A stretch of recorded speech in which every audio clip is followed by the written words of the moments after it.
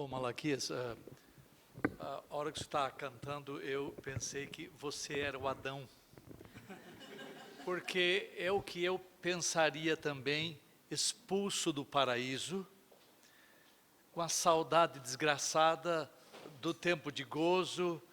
Eu não chamo de inocência, chamo de santidade, que santo era o paraíso. E você expressa aquilo que todos nós, um dia que fomos objeto da graça divina, depois de ser disciplinado por Deus, eu estou usando para disciplinado, não castigado, não expulso, jogado fora da graça. Saudade de Jesus, saudade das coisas santas que um dia nós desfrutamos. Eu queria que o Adão tivesse com seu violãozinho no pôr do sol e tivesse mostrado, se eu pudesse voltar outra vez, que eu estou muito arrependido, mas não tem na Bíblia nenhum arrependimento de Adão. Eu tenho escrito sobre isso, tenho levado paulada de alguns colegas meus, por causa disto, que nós queremos ver em Adão aquilo que nós hoje, atingidos pela graça, sentiríamos se estivéssemos fora de alguns privilégios. Por isso que eu disse que você era o Adão. Tá? Porque o Adão que a Escritura menciona, não tem uma palavra sequer de tristeza, de dor ou de arrependimento. Se Deus salvou Adão, glória seja dada a ele, e feliz foi Adão, não somente porque não teve sogra, mas porque foi remido. Mas a Bíblia não menciona isso. Mas é interessante a sua maneira de botar, porque é o que eu e você faríamos se perdêssemos o paraíso e depois ficássemos uma saudade danada daquilo. Mas o bom, cara, é que a gente pode ter saudade de coisas que nunca teve. E isso eu vou falar agora.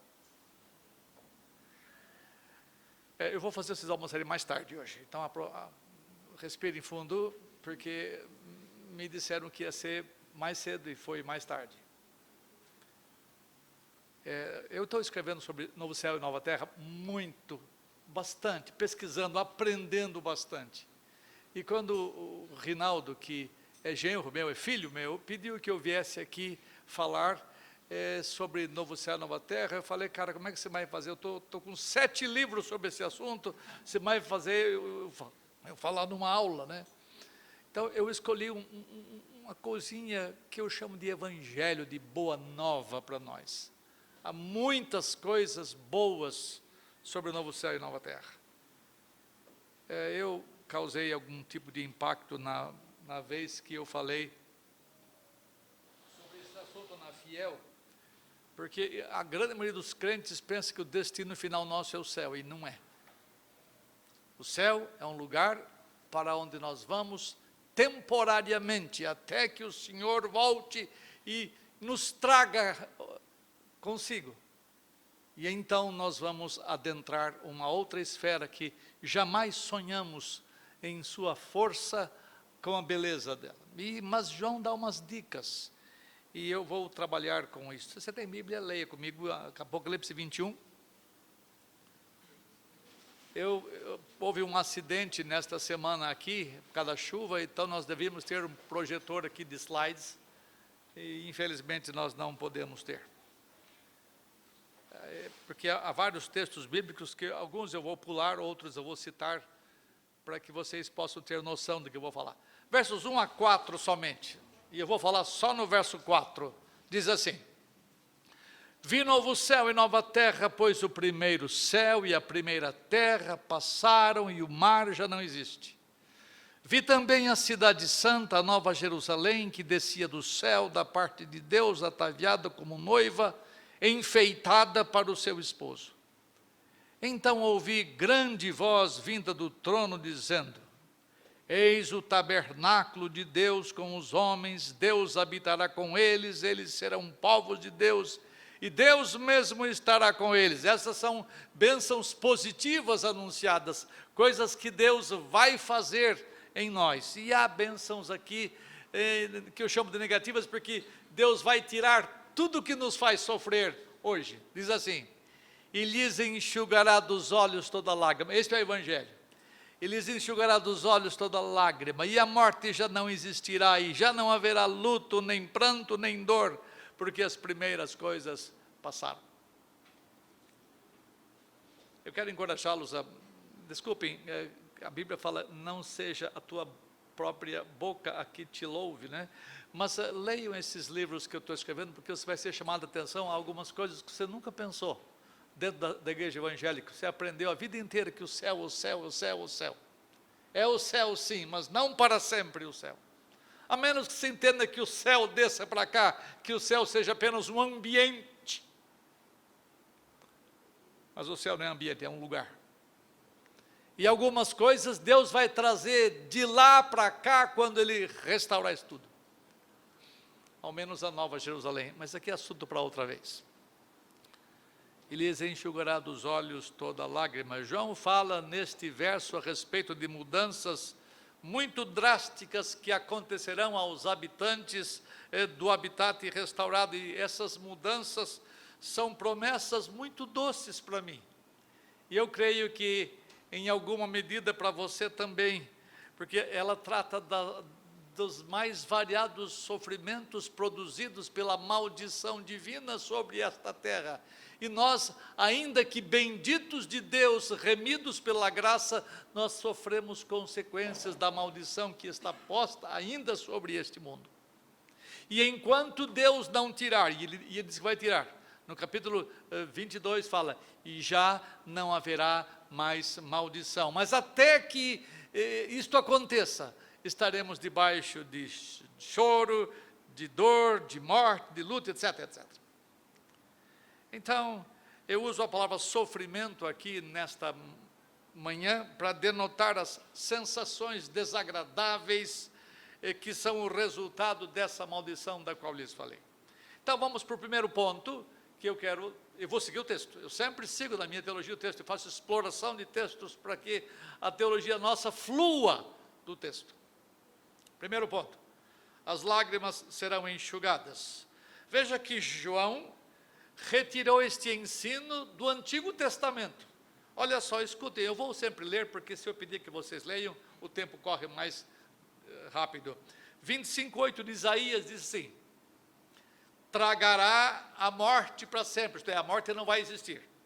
E assim enxugará o Senhor Deus as lágrimas de todos os rostos, e tirará de toda a terra o opróbrio do seu povo, porque assim o Senhor falou. Portanto, João não inventou essa história, ele sacou este assunto do ensino veterotestamentário. Segunda coisa, o ensino de João não pode ser interpretado erroneamente. O texto fala, e lhes enxugará dos olhos toda lágrima. Portanto, na nova terra, não haverá lágrimas de infelicidade, lágrimas causadas pela morte, por exemplo, porque a ressurreição do último dia se dará aqui, nesta presente terra, colocará um fim na morte. E nem serão lágrimas causadas pelas enfermidades físicas, porque Jesus Cristo levou sobre si todas as nossas dores e enfermidades, de tal forma que nunca mais haveremos de tê-las. Nem lágrimas causadas pela violência, porque a Bíblia diz que Deus criará a nova terra e haverá paz, e haverá justiça. Portanto, não haverá lágrimas por causa de injustiça social, nem lágrimas causadas pela pobreza, porque Deus nos fez ricos, sendo Ele mesmo empobrecido, nem lágrimas causadas pela solidão. Não vai haver lágrimas de forma alguma que estejam relacionadas às coisas do presente tempo. Não haverá lágrimas por nada.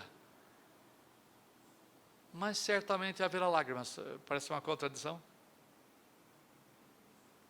Eu disse as razões pelas quais as lágrimas não existirão, mas eu vou afirmar que existirá lágrimas lá.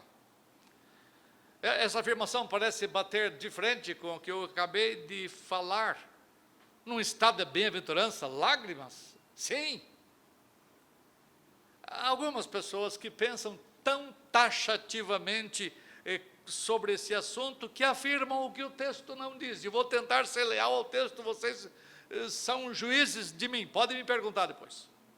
Alguns afirmam que o texto diz que não haverá lágrima alguma na outra esfera da existência. Um grande pregador que eu respeito muito, que eu leio bastante e aprendo muito com ele, chamado John MacArthur, ele diz o seguinte: não haverá nenhuma lágrima no céu. Ele já bota o céu, ele esquece a nova terra, mas no céu, nenhuma sequer. Um parágrafo adiante, num sermão dele sobre este assunto, ele diz assim, aspas: para colocar este assunto de uma forma clínica, poderemos dizer que você não terá saco lacrimal ou duto lacrimal.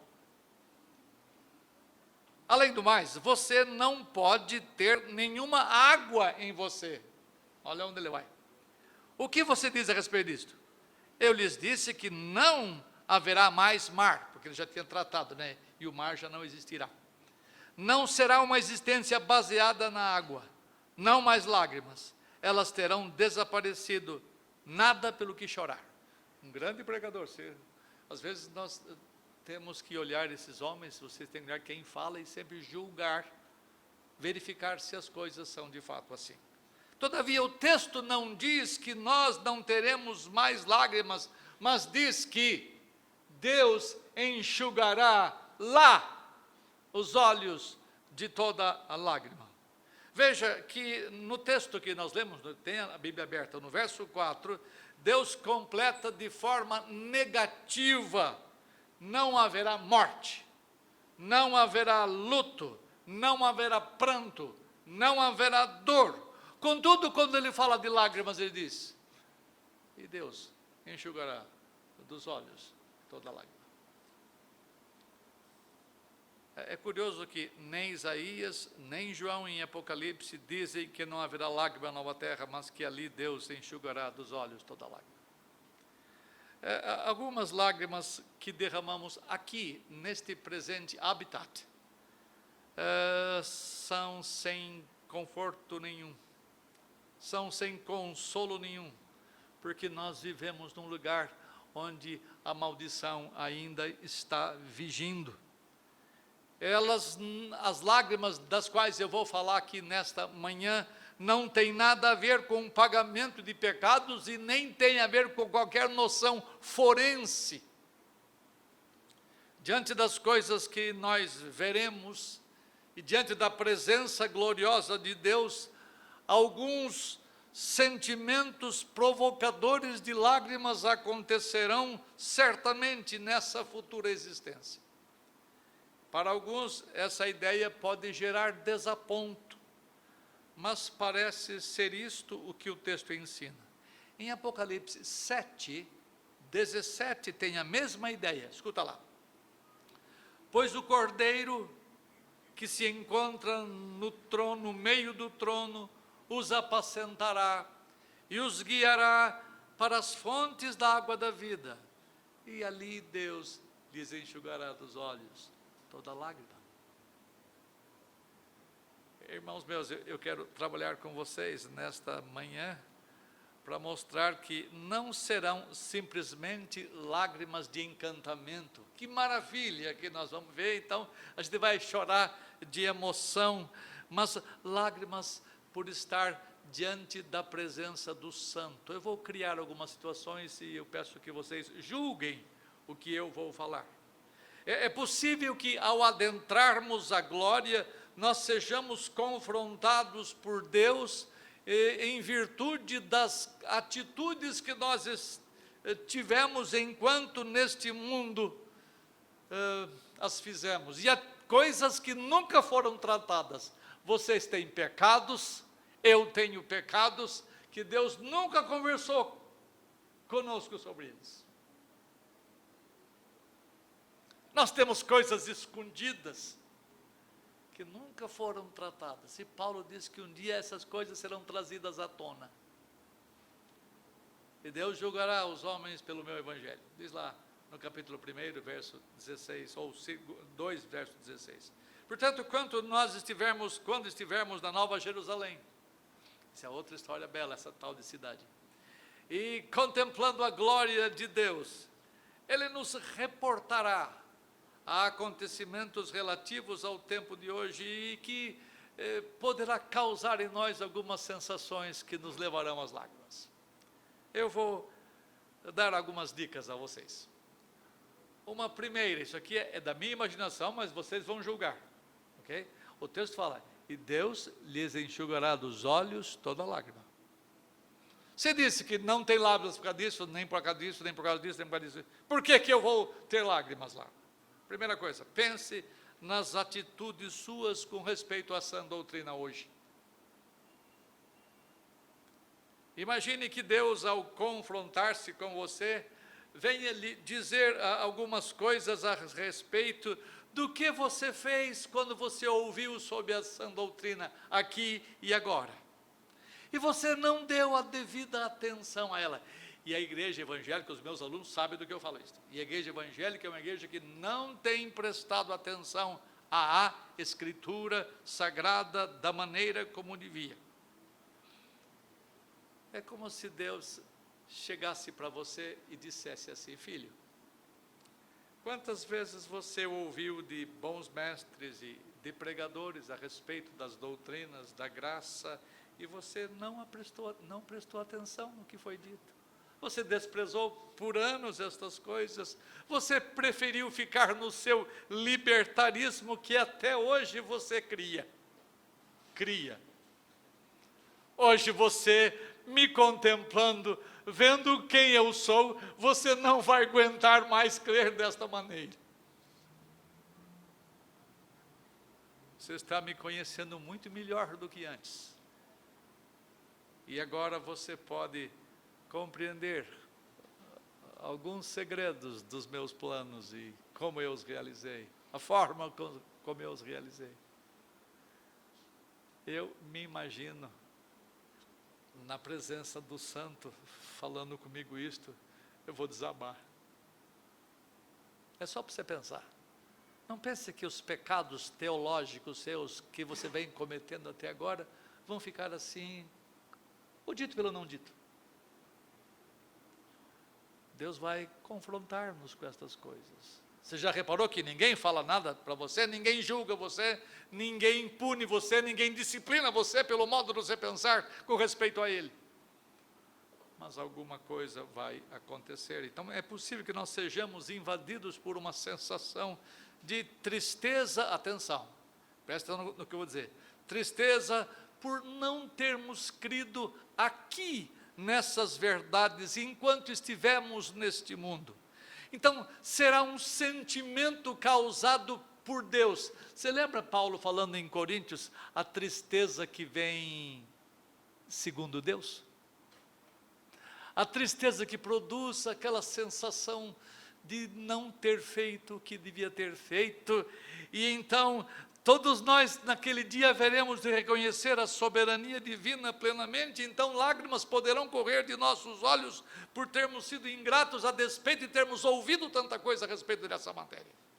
Perceba que não são lágrimas vindas de imposições penais, mas lágrimas pelo reconhecimento de não termos mostrado boa inclinação para com a sã doutrina enquanto nós fomos ensinados aqui.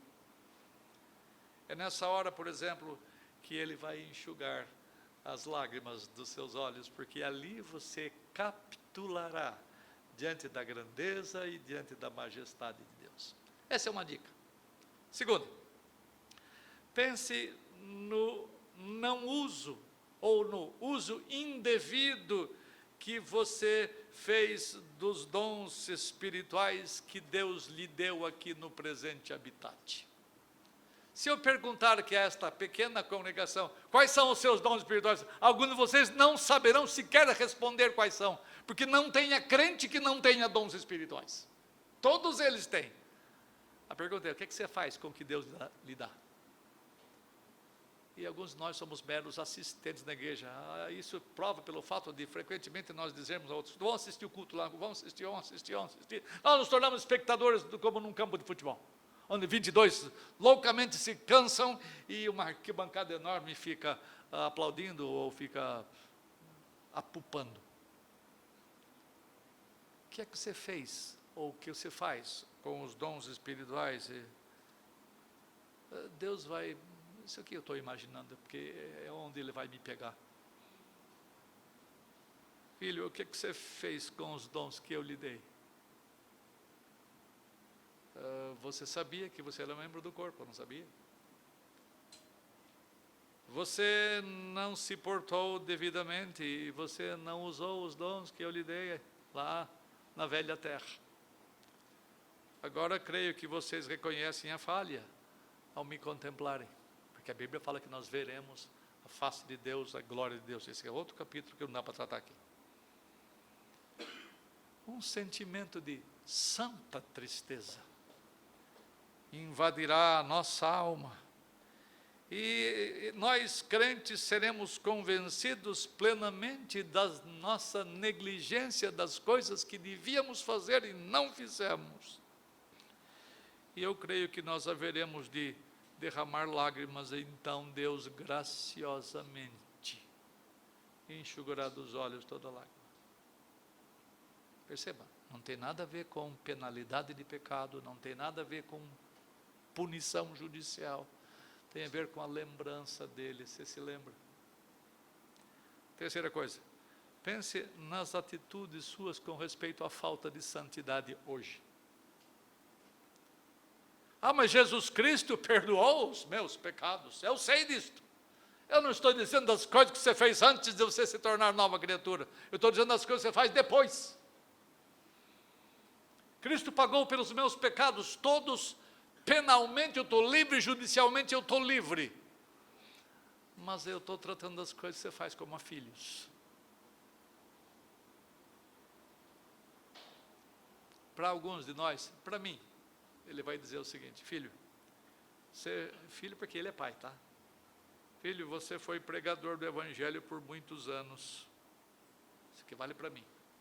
Você ensinou muitas pessoas a respeito da santidade. Você pregou sobre os pecados que deviam ser evitados e, no entanto, você praticou tantas coisas que você pregou, contra as quais você pregou. Hoje você está na minha presença e hoje você percebe claramente o que santidade significa. Não, você até nem entendia muito bem, embora falasse muito dela. Agora eu vou lhe dar um sentimento que você nunca experimentou e que vai estar ligado aos seus pecados passados diante da minha santidade, diante da minha presença. E eu vou lhe mostrar como você era e a sua ingratidão comigo. Eu não sei o que Deus vai fazer, mas eu vou me ver vendo fazendo as coisas que eu não devia fazer, como filho dele. E eu vou chorar. E aí ele vai limpar dos meus olhos toda lágrima. Não pensem que as coisas que nós fazemos passam batido para Deus. Não passam. Não passam. Guardem isto. As lágrimas daquele tempo não serão como lágrimas de agora, misturadas com um elemento de nossa pecaminosidade.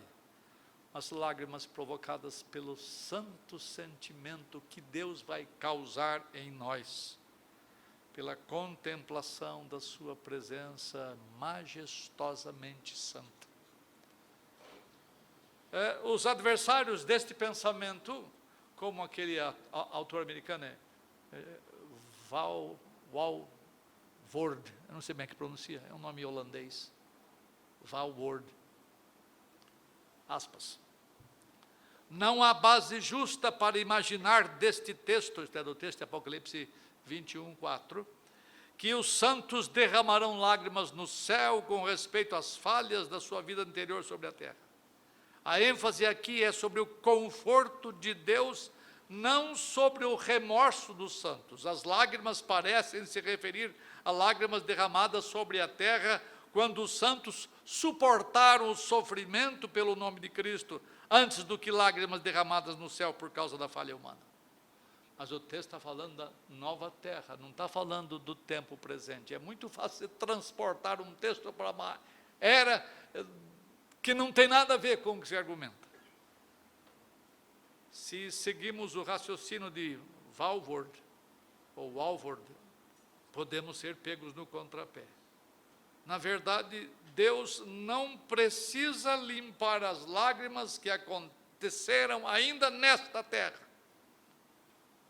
No céu ou na nova terra, não haverá necessidade de enxugamento de lágrimas se elas surgiram aqui e agora.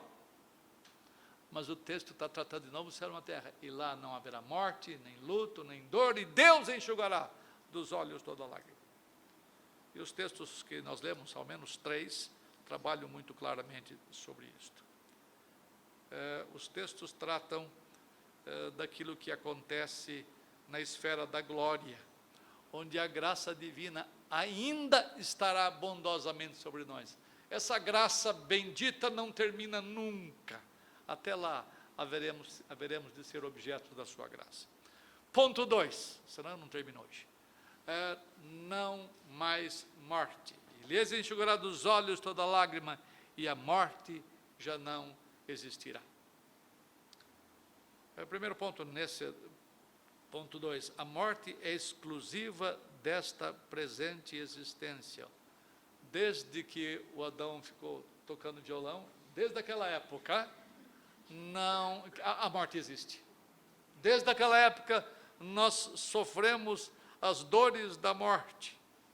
Do Éden para cá, não houve um só homem que não tenha sido concebido e nascido morto, separado de Deus. E todo homem é um natimorto. Após algum tempo de existência no presente habitat, aquele que é natimorto espiritualmente, também experimenta a morte que comumente chamamos de morte física. Ou na infância, ou na adolescência, na mocidade e na velhice. E essas mortes são consequências do que a teologia chama de pecado original. E há uma inescapabilidade com respeito a essas mortes neste presente habitat. Mas o texto fala que a morte será vencida quando? Quando é que a morte será vencida? Lá na nova terra? Na verdade, lá não haverá morte, e não haverá mais morte. Mas ela vai ser vencida onde? Aqui. Quando Cristo Jesus voltar e houver a ressurreição. Conquanto seja este o lugar onde os mortos espirituais vivam, aqui, neste presente habitat, ainda sob maldição, Deus vai ressuscitar aqueles que estão mortos, no chamado último dia. Portanto, temos que nos lembrar que a vitória sobre a morte se dará aqui. O texto fala que lá não haverá mais morte, mas a vitória sobre a morte é aqui. E Paulo confirma isto de forma contundente. E quando este corpo corruptível se revestir de incorruptibilidade, e o que é mortal se revestir da imortalidade, então se cumprirá a palavra que está escrita: tragada foi a morte pela vitória. A morte será vencida aqui, não na nova terra. Na nova terra não haverá mais morte. Lembra que na nova terra, o texto não fala, não haverá mais lágrima. Na nova terra, Deus enxugará dos olhos, mas morte não haverá mais. Terceira verdade sobre isso: a morte estará ausente na existência futura. Eu vou ficar pouco tempo nisto, porque isto é mais óbvio a todos. Portanto, quando o cenário da nova terra for estabelecido, a morte será a primeira grande ausência lá. Quando abrimos os jornais hoje, podemos ver a lista dos mortos na cidade e as taxas de mortalidade, mas essas informações não terão mais lugar na nova terra. O obituário não fará parte das redes de notícia da nova terra. Além disso, no habitat restaurado não haverá cortejos fúnebres, não haverá cemitérios e não haverá pessoas chorando a morte de seus queridos, porque estas coisas terão sido vencidas nesta presente existência, quando da vinda do Senhor Jesus. A morte não fará mais parte da existência na nova terra, porque a morte é parte da maldição divina, e lá a maldição não mais existirá. Quando houver a restauração, a vida será a tônica do novo habitat. Onde houver a plenitude de vida, não pode haver morte. Onde houver a vida em abundância, não haverá morte. Há alguns que dizem que nós alcançamos a vida abundante que Jesus Cristo veio dar aqui. Eu pessoalmente não creio nisto. A Bíblia fala que Cristo veio dar vida e dar vida em abundância. Mas como é que você pode ter abundância de vida com resquícios da morte aqui? Nós temos vida sim, e nós não morreremos espiritualmente mais, mas morreremos fisicamente. Nós teremos sofrimentos ainda nesta vida. Portanto, não é vida abundante. A vida abundante que Ele dá, se dará naquele tempo, quando morte não mais existirá. Terceira verdade, não haverá mais luto. Está lá no verso. Ele lhes enxugará dos olhos toda lágrima, e a morte já não existirá. Já não haverá luto. A palavra grega, penthos, traduzida como luto, pode ser traduzida como tristeza causada pela morte ou pesar. O luto é uma consequência imediata ou direta da morte. Se a morte não vai existir, obviamente o luto não vai existir. E devemos dar graças a Deus. Eu vou falar como um velho. Porque nas folhinhas do nosso calendário, não tem mais folhinha hoje, né? É tudo isso.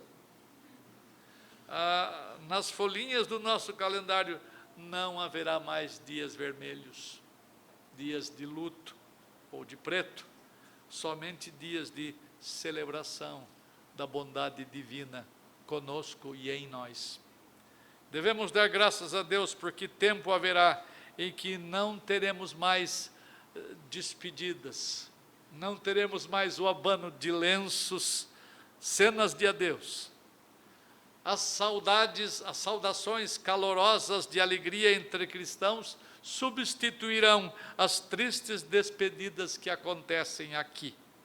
Os dias da nova terra serão de renovação, de restauração da vida. Não mais vestes de luto, mas palmas nas mãos, celebrando a vitória da vida que há em Cristo Jesus.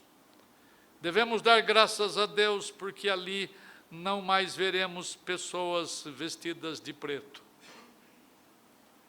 Tanto no céu como em alguns cenários da nova terra, o texto fala que os remidos vestirão vestiduras brancas, de vitória, de limpeza, de pureza, não mais luto.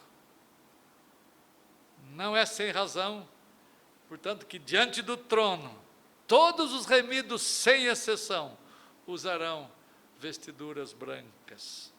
Dois textos de Isaías, 35:10 e 51:11, diz assim: os resgatados do Senhor voltarão a Sião com cânticos de júbilo, alegria eterna coroará a cabeça deles, gozo e alegria alcançarão, e deles fugirá a tristeza e o gemido. Isto nunca vai acontecer neste presente tempo, a não ser após a ressurreição, mas aqui é já no dia da partida daqui. 51:11 diz Isaías: assim voltarão os resgatados do Senhor, e virão a Sião com júbilo, e perpétua alegria lhes coroará a cabeça. O regozijo e a alegria os alcançarão. E ele repete tudo. E deles fugirão a dor e o gemido. Isto é evangelho. Isto é boa nova, que você tem que saudar com toda alegria. Você tem que viver neste mundo de maldição, antevendo o gozo de lá. E algumas vezes nós vivemos muito acabrunhadamente, porque nós não contemplamos pela fé as coisas que haverão de acontecer conosco. Na nova terra, os resgatados do Senhor experimentarão uma alegria indizível, uma alegria que nós não conhecemos aqui, uma alegria imperdível, uma alegria eterna, durável. Aqueles de vocês que perderam queridos pela morte, ou para a morte, e tem luto, levante os olhos, enxuguem vocês mesmos as lágrimas, porque Deus não enxugará aqui. E prossigam para o alvo, para o prêmio da soberana vocação em Deus, que está em Cristo Jesus. Quarta coisa, não mais pranto. Eu estou correndo, tá? Não mais pranto. O texto fala, e lhes enxugará dos olhos toda lágrima, e a morte já não existirá, já não haverá luto, nem pranto. Olha a sequência, morte, luto, pranto. A avó, a filha e a neta. Não haverá mais pranto. O pranto é a consequência da morte e o luto, porque essas coisas são como irmãos inseparáveis. No capítulo 65 de Isaías, e eu tenho um livro que eu acabei a semana passada de escrever sobre, é o 6º livro sobre o habitat humano, que trata do novo céu e nova terra, são os textos de Isaías. E Isaías é riquíssimo quando trata desta matéria. Diz assim, versos 18 e 19, mas vós folgareis, e vós exultareis perpetuamente no que eu crio. Ele está tratando da segunda criação. Porque eis que crio para Jerusalém alegria e para o seu povo regozijo. E eu exultarei, Deus fala, e eu exultarei por causa de Jerusalém, e eu me alegrarei no meu povo. E nunca mais se ouvirá em Nova Jerusalém, nem voz de choro, nem voz de clamor. Nunca mais. Essas coisas não dizem respeito aqui e agora. Só dizem respeito aos novos céus e à nova terra. O pranto é uma das coisas mais tristes de serem contempladas. Se quer ver uma coisa que choca você, você vê alguém chorando, pranteando alguma coisa. A ideia de clamor é alguma coisa forte, extremamente dolorida. E o texto fala, nem choro, nem clamor. É altamente desconfortável você ir num ofício fúnebre, e nós, pastores, temos esta, não chamo privilégio, esse desprazer de celebrar ofícios fúnebres, e algumas pessoas sem esperança de consolação destas coisas, choram desesperadamente. Choro doído, que vai lá no fundo da alma da gente, atinge-nos a todos, mexe com todos nós, mas Deus disse, nunca mais isso. E Deus não costuma mentir, porque Ele é verdadeiro. Nós não teremos mais pranto por lá. Pranto é mais do que um derramar de lágrimas, mas é choro incontido. Um gemido dolorido que é a expressão de desabafo, provindo de uma profunda tristeza interior. Eu repito Isaías, mas os resgatados do Senhor voltarão com alegria e com júbilo eterno, e deles fugirá a tristeza e fugirá o gemido. Quinta coisa, não mais dor. Presta atenção nesse ponto que é controverso para alguns de vocês. E lhes enxugará dos olhos toda lágrima, e a morte já não existirá, não haverá luto, nem pranto, nem dor. Muitas bênçãos que poderiam ser desfrutadas pelos remidos aqui são prejudicadas por causa das dores. Elas possuem um tremendo efeito sobre a nossa vida. Aqueles de vocês que têm enfermidades e têm o desconforto das dores sabem a que me refiro. As dores minam as nossas energias físicas, as dores minam as nossas energias mentais, as nossas energias emocionais, e elas impedem que nós tenhamos perspectivas doces, e isso acontece dia e noite naqueles que sofrem, e elas nos desviam a atenção, as dores nos desviam a atenção das coisas que são prioritárias na vida, e nos tornam irritadiços. nos tornam impacientes, e as dores, por vezes, neutralizam as nossas alegrias. Você tem razões de sobejo para ser alegre. No entanto, se você tem dor o dia inteiro, você tem as suas alegrias neutralizadas pelas dores. Elas são altamente indesejáveis nesta presente existência. Por isso não há notícia mais boa, desculpa o português, notícia mais gostosa do que esta, e lá não haverá mais dor. Isto é evangelho puro. Então, primeiro ponto nessa parte. A dor como imposição penal não mais existirá na nova terra. A dor é a última na série de consequências da presença da morte. E quando não houver mais morte, a dor da perda não acontecerá na vida dos resgatados do Senhor. Nesse sentido, a dor hoje é uma imposição penal. Nós sofremos estas coisas porque ainda estamos debaixo da maldição. E não é de Satanás, não. É maldição vinda da parte de Deus. Porque maldita é a terra, e maldito é o homem, maldita é a mulher, maldito isso, maldito aquilo. E ele é o que tem direito de amaldiçoar, porque ele que teve a sua lei infringida, a sua lei desobedecida, os seus princípios violados. Toda a dor que experimentamos por causa da nossa condição pecaminosa perante Deus, tem uma conotação judicial. Tem. Mas não haverá dor judicial lá. Uma subdivisão. Na nova terra, a dor não é necessária para o desenvolvimento da pesquisa científica. Walter, que gosta muito de física, sabe disto, que muita coisa do desenvolvimento científico se dá quando? Em tempos de guerra, em tempos de enfermidade, em tempos de profunda calamidade no mundo. Em maior medida, nos tempos de crises sociais, a ciência prolifera para tentar resolver as angústias humanas. E nesses tempos, os governos e os cientistas se aplicam para produzir recursos bélicos, recursos médicos e outros recursos tecnológicos para o desenvolvimento de uma nação. E a história comprova o que eu acabo de dizer. Todavia, na nova terra, o crescimento da pesquisa, e vocês acham que não vão pesquisar lá? Vocês acham que vão ficar cantando corinho o tempo todo de nuvem em nuvem? Não. Nós vamos trabalhar, nós vamos desenvolver, haverá, o último livro meu trata disso, das continuidades e das descontinuidades. Uma das continuidades é o desenvolvimento da cultura, o desenvolvimento científico. Vamos conhecer muito mais do que hoje o universo que Deus criou.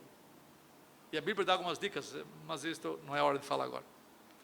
Os remidos terão, nas suas pesquisas, analisando tanto o microcosmos quanto o macrocosmos, os cientistas quererão saber a verdade de Deus, não a verdade que permeia o pensamento anti-Deus do mundo científico hoje. Os homens quererão conhecer a verdade, e as suas pesquisas serão para descobrir as riquezas e as providências do Criador Redentor sobre a sua nova criação. E os remidos não precisarão de sofrimento para poder produzir cientificamente, porque eles correrão atrás do conhecimento para poderem conhecer quem é o Criador e as belezas que Ele nos traz. Eles pesquisarão porque terão prazer em Deus e nas suas obras. Um outro subponto: na nova terra, a dor não é necessária para testar as nossas afeições, a realidade das santas afeições. Via de regra, os homens deste mundo aprendem alguns princípios morais quando estão debaixo de sofrimento.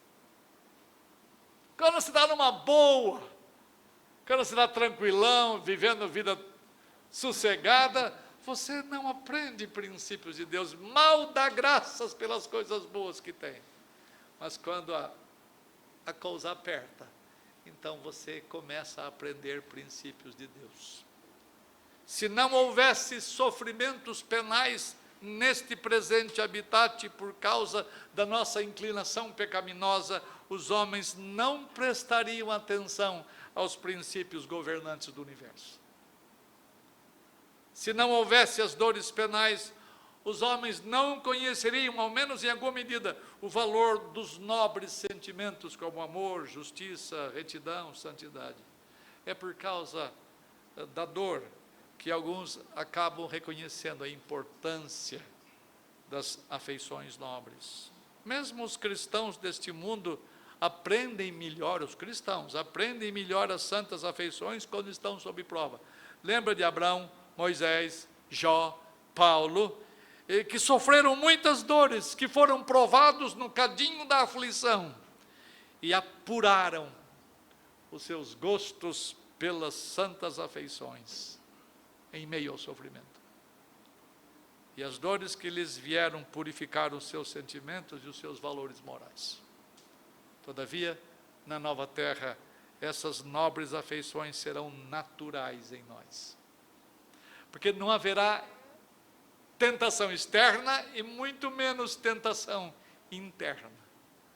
Não haverá nenhum tipo de aflição com caráter penal. A justiça, a retidão, a santidade, o amor, etc., serão santas afeições que terão existência na vida nossa de cada dia, por toda a eternidade. Terceiro subponto: na nova terra, a dor não é necessária para promover o desenvolvimento do caráter. As dores sempre foram instrumentos de Deus aqui, pode ter certeza, para aperfeiçoar você, para melhorar o seu caráter, para maturá-lo, a fim de que você pudesse herdar o reino de Deus. As dores são instrumentos da graça divina, não se engane a respeito disso. Instrumentos que Deus usa para melhorar a sua vida. Esse é o modus operandi dele, e eu não tenho como contestar isso. Porque eu não aprendo de um jeito, eu aprendo de outro. Se eu não aprendo com abraço, eu aprendo pela vara. São duas formas de manifestar o quê? Amor. Deus nos ama beijando e abraçando, ou ama com vara. E frequentemente nós somos burros, né? Nós ficamos com a segunda. Veja se não é essa a sua história. Não é uma questão de burrice, é uma questão de mais luz ou menos luz, de mais graça ou menos graça. Eu tenho que reconhecer isso, senão eu estaria indo contra tudo o que eu creio.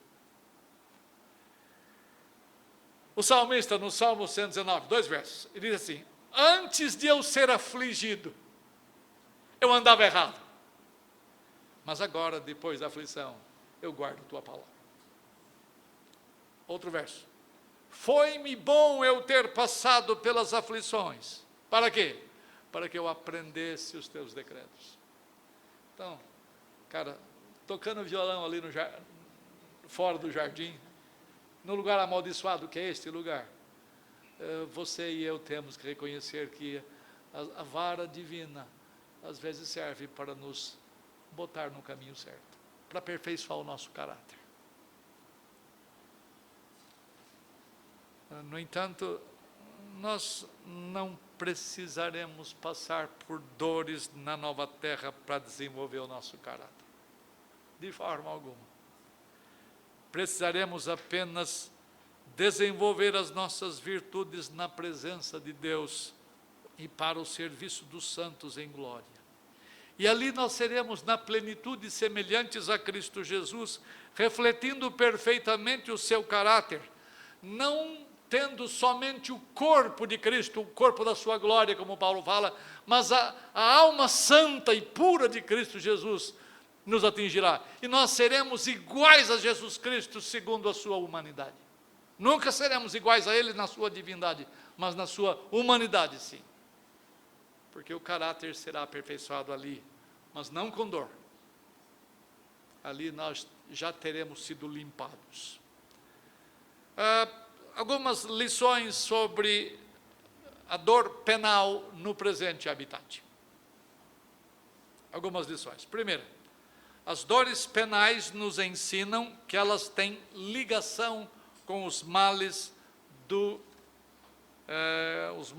pecado neste mundo. Isso aqui é ponto pacífico, eu não vou discutir. Segunda coisa, as dores penais nos ensinam que Deus é um ser justo e que pune o pecado. Também não vou discutir, que isto é um ponto pacífico.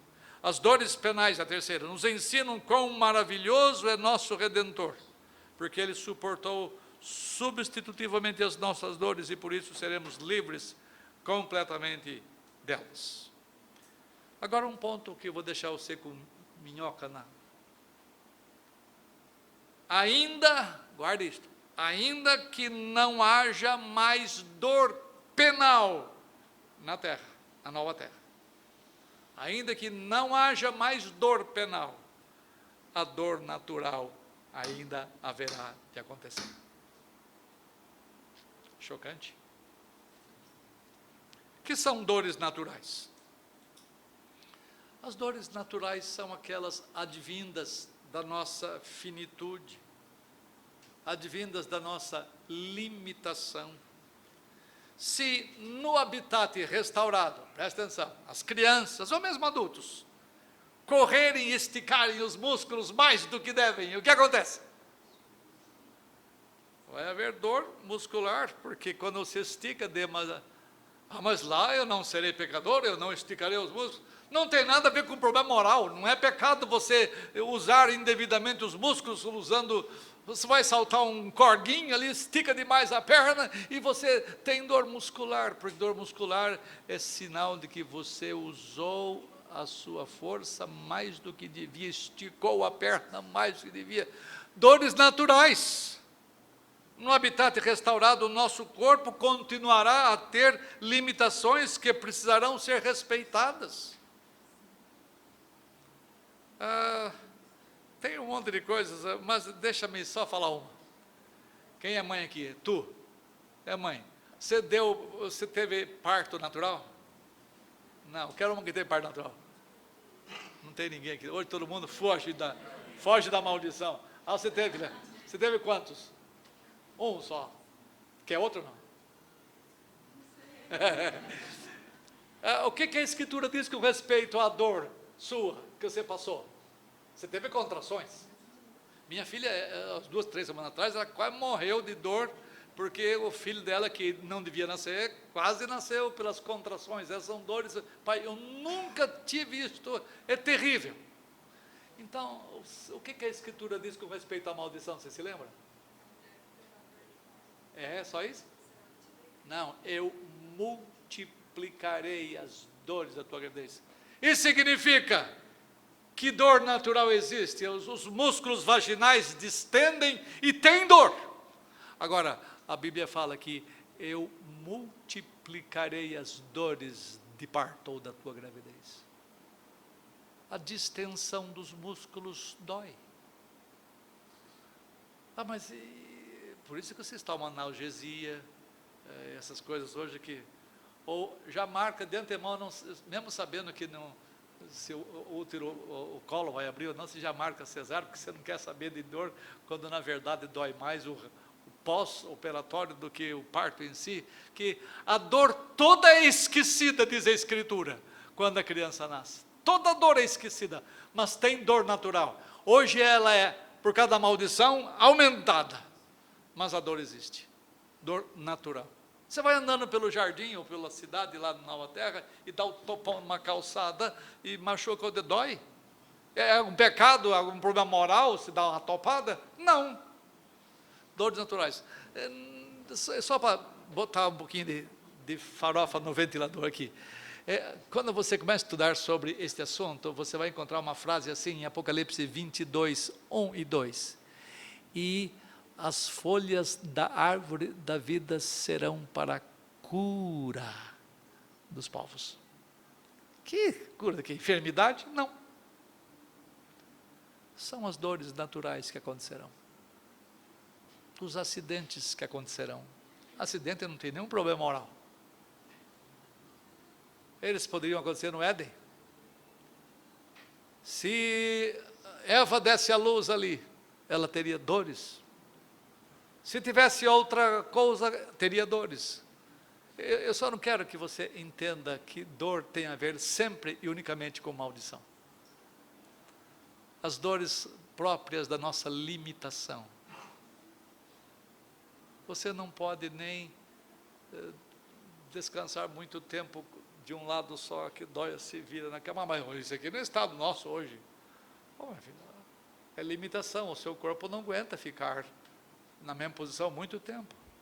Então, eu só quero que você lembre que a limitação, a graça não retira.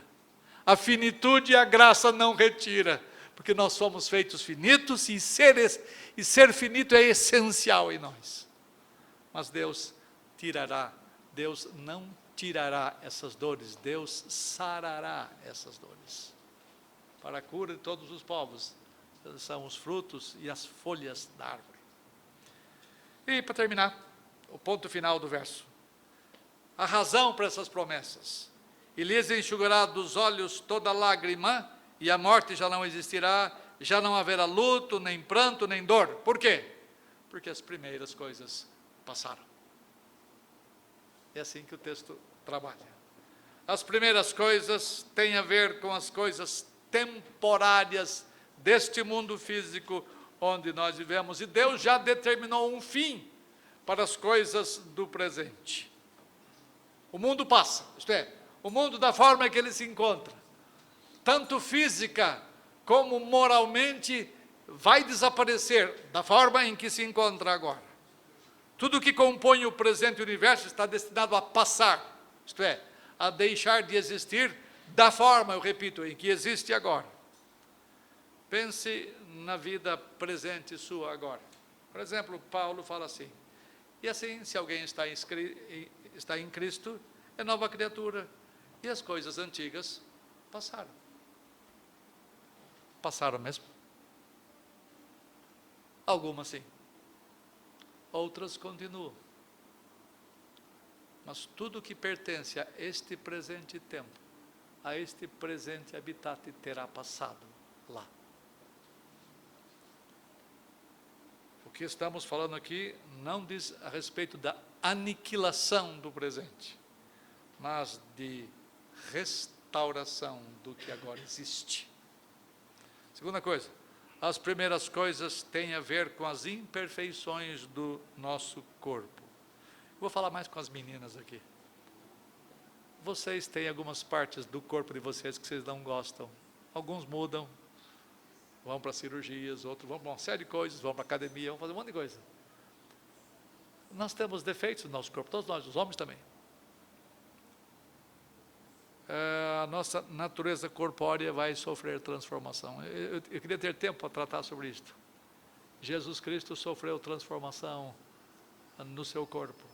Lembra, ele era santo, não tinha pecado, mas quando ele encarnou-se, ele assumiu as condições nossas com as consequências da queda. Ele tinha enfermidades, tinha dores sobre si. Homem de dores, varão que sabe o que é padecer.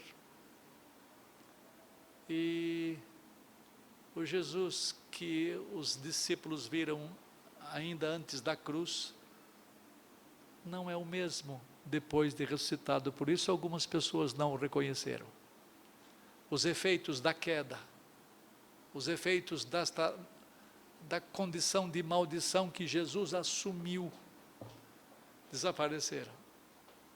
E a Bíblia diz que nós teremos o corpo semelhante ao corpo da sua glória. Nós vamos presenciar estas coisas, essas transformações em nós. Na nova terra, a situação triste de nosso corpo será revertida. Na verdade, a reversão vai se dar neste presente habitat, no dia de Cristo Jesus da ressurreição. Tá? E nós teremos os corpos semelhantes ao corpo de Jesus Cristo.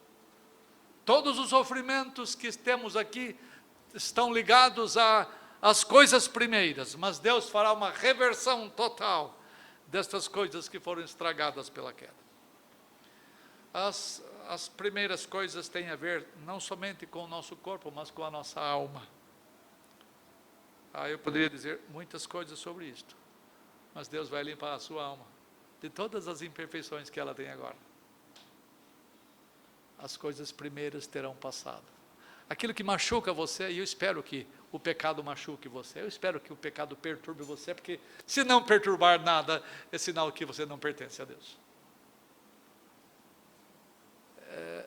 Estas coisas terão passado, porque são parte das primeiras coisas. E essas primeiras coisas são tiradas de nós. Mais uma coisa, as primeiras coisas têm a ver com a existência de Satanás entre nós. Satanás é o perturbador, Satanás é o acusador, Satanás é o tentador. E ele é especialista nas funções de levar os seres humanos aos mais tristes sentimentos, porque ele os cega com respeito às verdades libertadoras de Deus. No entanto, não haverá uma segunda queda. Não mais haverá vitória do mal sobre a vida dos resgatados do Senhor. Não mais falhas no comportamento deles, porque Satanás será lançado na condenação. Será infernizado, se eu posso dizer, não, na verdade será, não é que é infernizado, como é que é a palavra que usa? Satanás será, como é que é o texto que fala lá, em 20:10 de Apocalipse? Atormentado. E o pior, sabe quem que vai atormentar Satanás? Deus. Está lá na Bíblia. E Deus vai livrar-nos dele. Deus nos livrará de nós mesmos, isto é, Deus retirará de nós a velha inclinação, a inclinação pecaminosa. Portanto, as tentações não virão mais de dentro. E as tentações não virão mais de fora. Porque Deus consumirá tanto uma quanto outra. Portanto, cristão, cheio de esperança, repouse, porque Satanás não vai estar presente no paraíso restaurado. Por razões que não vem ao caso agora, Deus fez com que ele entrasse no paraíso primeiro, mas nunca mais no paraíso restaurado, na nova terra. E as primeiras coisas têm a ver com as experiências antigas. Não mais morte, não mais luto, não mais dor, não mais pranto. Até mesmo as lágrimas serão enxugadas. Isso significa que as coisas primeiras terão um fim. Somente as coisas últimas, as coisas ligadas à recriação, é que estarão em vigor na nova terra. Isto é um pouquinho das muitas coisas que Deus nos tem mostrado na sua palavra. E eu peço a Deus nesta hora que você tenha os olhos levantados para o céu, porque o céu é o lugar onde Cristo está hoje, onde o trono de Deus se encontra. Você levante os olhos para o céu quando as dores aparecerem, quando o luto aparecer, quando a morte aparecer, quando tudo o que é das primeiras coisas aparecerem, ou aparecer. Não vai ser para sempre assim. Ao acontecerem estas coisas, disse Jesus, levantai os olhos, porque só ali há esperança, só ali há consolação. E nós precisamos aprender a olhar para frente e para o alto, para as coisas que são de Deus. E Ele tem preparado para nós coisas que o nosso ouvido jamais ouviu, os nossos olhos jamais viram e o nosso coração jamais concebeu, que são as coisas que Deus tem reservado para aqueles que o amam. Deus nos abençoe e nos faça pensar nestas coisas, a fim de que os sofrimentos do tempo presente possam ser vencidos pela expectativa da glória que há de vir a ser revelada em nós. Amém.